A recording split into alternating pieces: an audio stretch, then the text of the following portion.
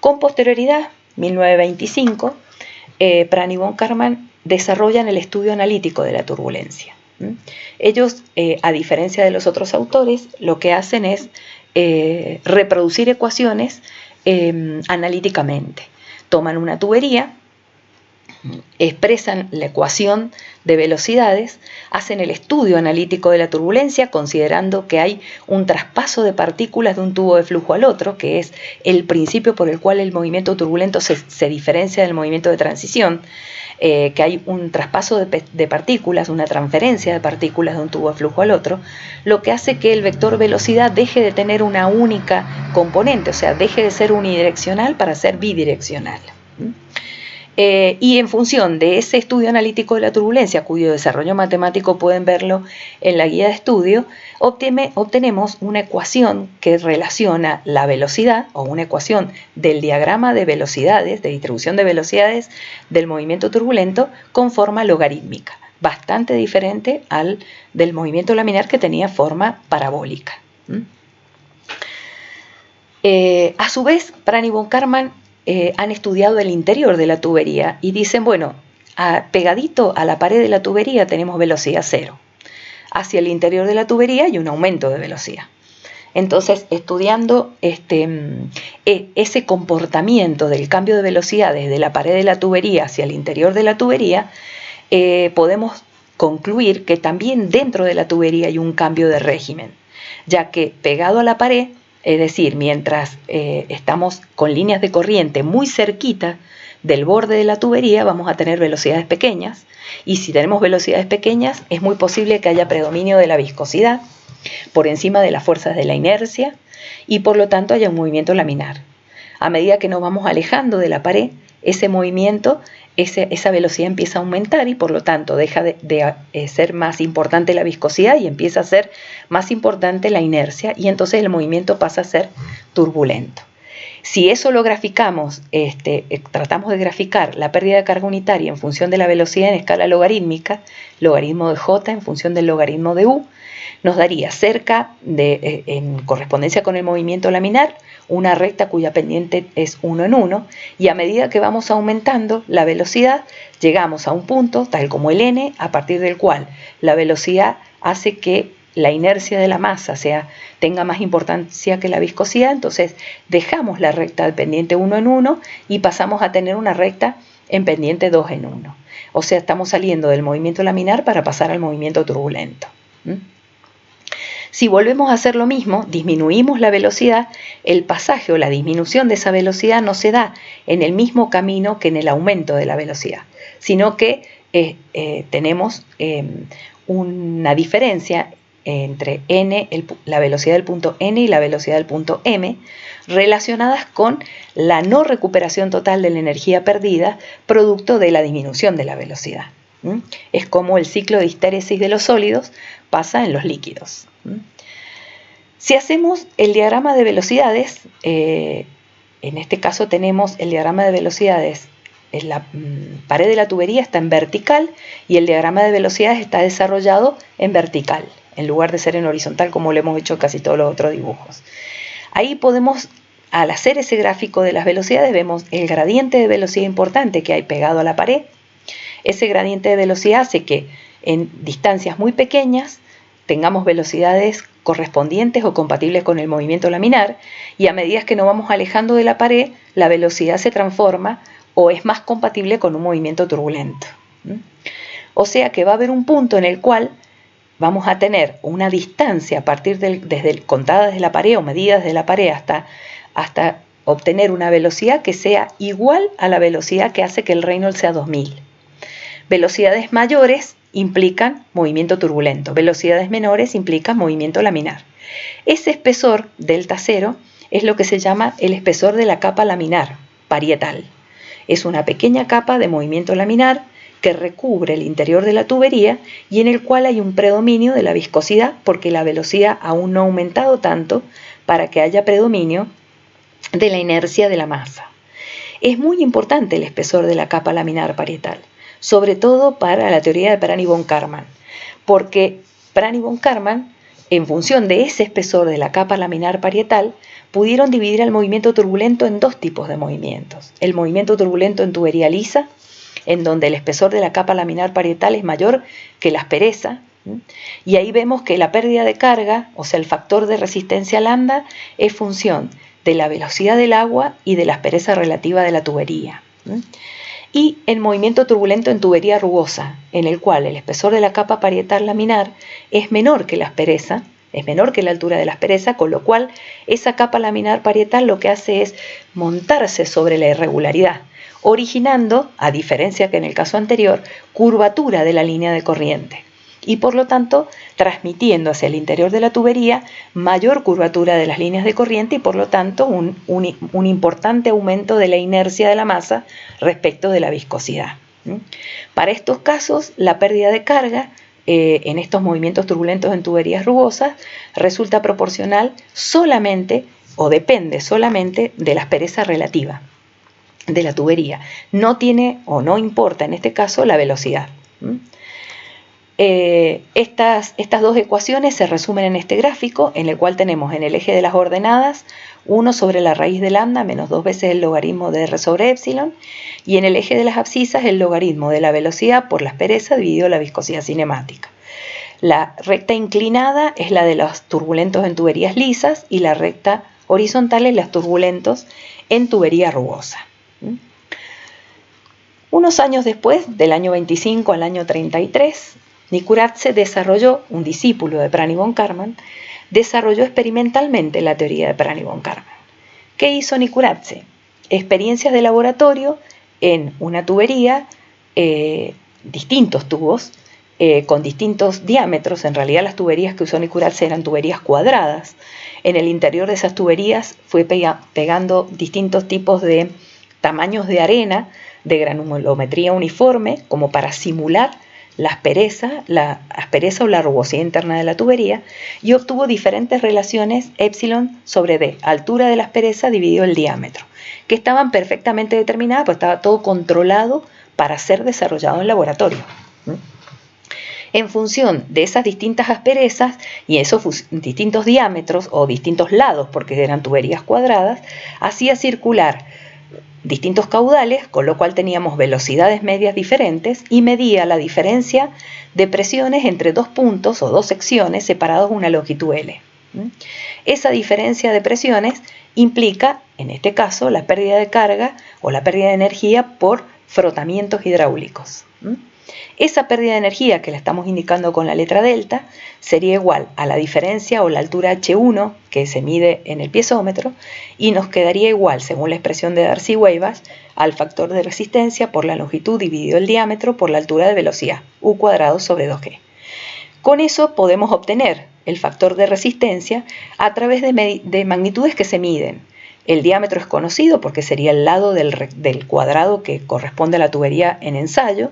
Bueno, la aceleración de la gravedad es constante, la longitud es la distancia que separa los dos puntos de medición de presión, y U cuadrado sería la velocidad que se puede calcular en función del caudal que se hace circular a la tubería.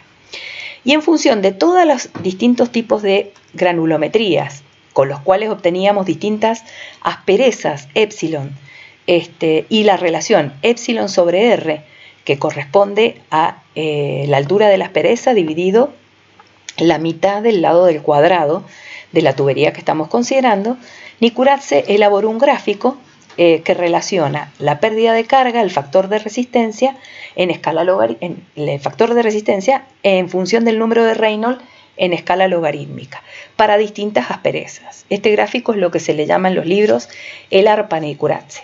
Ahí tenemos graficado el movimiento laminar a través de lo que se llama la recta de Reynolds, lambda igual a 64 sobre el Reynolds, la recta de Blasius, que también fue para tubos hidráulicamente lisos, la ecuación que se llamó ecuación de Nikuradse, que es la línea de trazos que aparece en el gráfico, que define los puntos a partir de los cuales cada una de estas curvas se hacen paralelas al eje de las abscisas, o sea, se hacen constantes.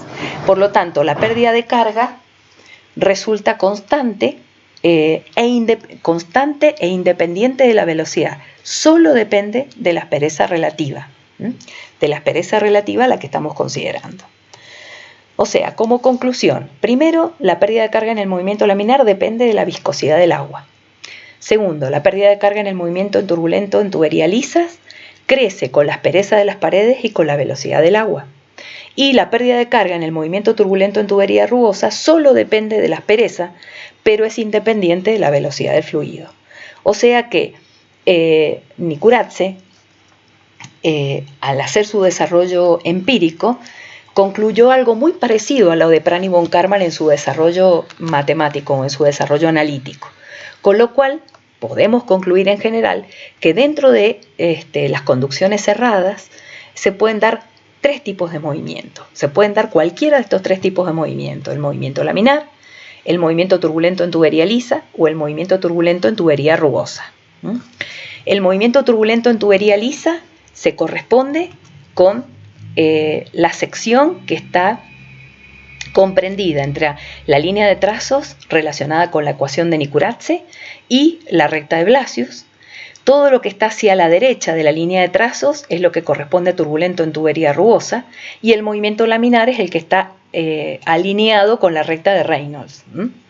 O sea que tenemos una zona correspondiente con el movimiento laminar, una zona con el movimiento turbulento en tubería lisa y con el movimiento turbulento en tubería rugosa. Casi podríamos decir que el movimiento turbulento en tubería lisa corresponde a lo que Reynolds llamó movimiento de transición. Y por eso es que vamos a concluir que existen esos tres tipos de movimientos.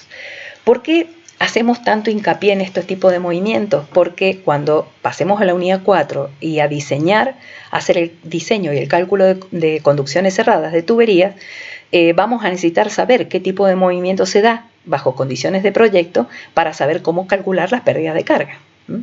Entonces necesitamos conocer bien dónde están los distintos tipos de movimientos que se pueden producir en las tuberías.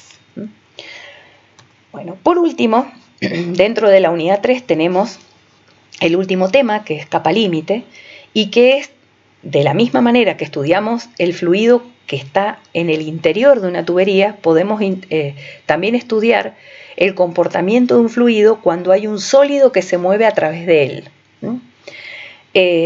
Eso es lo que pasa en la capa límite. Estamos considerando un fluido en movimiento. Ese fluido en movimiento empieza a manifestar una variación de sus vectores velocidad en presencia de un sólido, como aparece en el video. Tenemos una forma sólida que tiene una determinada curvatura, y el diagrama de velocidades se modifica. El diagrama de velocidades del fluido se modifica por la presencia de ese sólido. Eso es lo que se llama capa límite. El alcance físico que tiene esa modificación del perfil de velocidades es lo que se llama capa límite. La importancia de la capa límite radica en la presencia de la capa límite en fluidos que tienen poca viscosidad, como es el agua y como es el aire. El diagrama de velocidades, según lo que hemos visto ahí en la filmina, tiene la velocidad es 0 en correspondencia con el sólido que está en reposo, y empieza a aumentar hasta hacerse constante e igual a la velocidad del resto del fluido. La presencia de ese sólido, si volvemos a repetir el video, produce una modificación del perfil de velocidades, y esa modificación tiene un alcance físico, un alcance espacial. Ese alcance espacial es lo que se llama la capa límite. Esa simulación gráfica que ustedes están viendo en la filmina es producto de considerar un fluido con viscosidad, y a medida que va aumentando la velocidad con que el fluido va a pasar o está pasando a través del sólido, ese perfil de velocidades va cambiando. Si se trata de una placa plana en lugar de ser un cuerpo que tiene alguna determinada forma, esa capa límite va a tener una distribución distinta. Vamos a tener al principio, o sea, en las primeras secciones transversales o en los primeros puntos, considerado el origen de la medición de la distancia en correspondencia con el origen o el punto inicial o de estancamiento de la placa. A medida que nos vamos alejando de ese punto de estancamiento, el diagrama de velocidades pasa de ser parabólico, pasa a ser logarítmico, y prácticamente se hace una forma logarítmica como pasaba en la tubería. O sea, vamos a tener una capa laminar, que sería el espacio geométrico definido para cuando el vector velocidad es igual al 99% de la velocidad del resto del fluido. Ahí tenemos la forma parabólica, dado en el primer perfil de velocidades. A medida que nos vamos alejando, esa forma empieza a cambiar de ser parabólica, deja de ser laminar la capa límite, pasa a ser una capa límite turbulenta y por lo tanto el diagrama de velocidades cambia. ¿Qué es importante tener en cuenta aquí? Que el espesor de esa capa laminar, que la estamos indicando con la letra delta, resulta o se puede calcular en función de lo que se llama el Reynolds de distancia. El Reynolds de distancia se calcula como la velocidad del fluido por la distancia que hay del punto considerado al punto de estancamiento de la placa dividido la viscosidad cinemática. Eso es lo que se llama el Reynolds de distancia. Mientras más grande el Reynolds de distancia, el espesor de la capa límite, el delta, va a ir cambiando. El coeficiente K, que está expresando el valor de delta, K dividido la raíz del Reynolds de distancia, vale 4,9 para el movimiento laminar y 0,38 para el turbulento. Ese espesor de la capa límite va a ir aumentando a medida que nos vamos alejando del punto de estancamiento de la placa. ¿Qué pasa si en lugar de ser una placa tenemos un cuerpo redondeado que tiene una gran curvatura? Se producen siempre, los diagramas terminan siendo perpendiculares o sea, en la dirección del radio de curvatura, perpendicular a la superficie. Ahora, como esta curvatura va cambiando, al haber un cambio de curvatura, hay un cambio en las presiones que se ejercen sobre estas superficies, y si hay un cambio en la presión, también hay un cambio en la velocidad. O sea, hay un gradiente inverso de la velocidad producto del gradiente de presiones que se produce.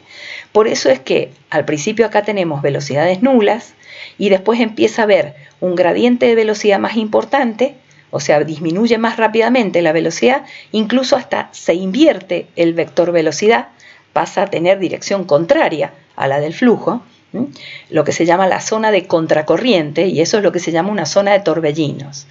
Eso es lo que se le llama la línea de separación de la capa límite.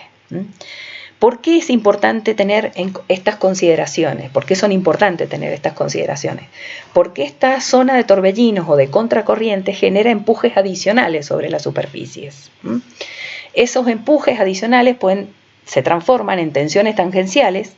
Si hacemos considerar que hay un predominio de la viscosidad, la tensión tangencial la podemos expresar en función de la ley de Newton, en donde la distancia delta X, que sería la distancia en donde se mide el gradiente de velocidades, se calcula haciendo Kx dividido la raíz del Reynolds de distancia. Todo eso se puede reemplazar dentro de la tensión de corte tangencial, obteniendo que la tensión de corte es un coeficiente que se llama coeficiente de forma, multiplicado por la densidad del fluido por la velocidad al cuadrado sobre 2G. Ese coeficiente de forma tiene la densidad, tiene la velocidad, tiene el Reynolds de distancia y tiene el coeficiente K, que va a depender si es movimiento laminar o es movimiento turbulento. Esto tiene mucha importancia, la capa límite, en estructuras que se encuentran inmersas en corrientes líquidas. Por ejemplo, las pilas de los puentes. Los puentes son tableros por los cuales circulan los vehículos, pero cuando cruzan, los puentes se dan en el cruce con algún obstáculo que en general es un cauce, que puede ser permanente o puede ser temporario.